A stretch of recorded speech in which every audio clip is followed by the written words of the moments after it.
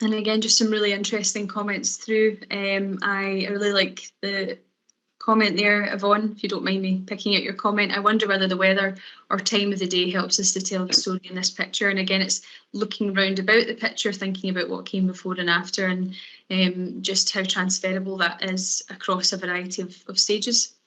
I'll hand over to you, David. Thank you.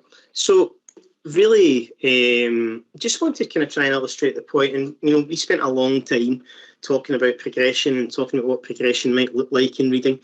And I think this slide's really just to illustrate the point that essentially we continue to develop by and large the same set of skills from early level right through to fourth. But what changes is the complexity of text that we study and the level of meaning that we bring to it. Those new life experiences that we later have, we can then return to an older text and approach it in a different way. And I think we can demonstrate that through looking at the next slide. If I could see that, Julie. So again, last week when we were preparing this, we thought two really, really clear examples that demonstrate what we've just said about that increasing complexity of text, but also that ability to revisit and bring new meaning to something would be Gorilla by Anthony Brown and Holes by Louis Sachar. And I think Gorilla is a fantastic opportunity to work on things like inference with older pupils, activating those thinking skills, thinking really of cells for RUAE, reading between the lines. And Holes is an example of a text which deals with themes such as friendship, poverty, racism, that we can explore in varying depths with different year groups. So there is, a case of complexity of text, but we can also come back to old texts, familiar texts that we've enjoyed and things, that we've happy memories, but we can come back to them with different experiences and look at them in a slightly deeper or a different way.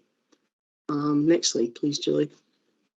So, again, thinking of that process, and I guess as we come to the end of this section, thinking about the process of reading and using those comprehension strategies, and really what we want to say here is that in general terms, no matter the number of strategies you have in your programme, we're still doing the same things before, during and after reading. We tap into our prior knowledge, we process the text using not always every strategy, but the strategies that we need. And then we're in a strong position to demonstrate true understanding through paraphrasing, summarising, or analysing the text that we've just read.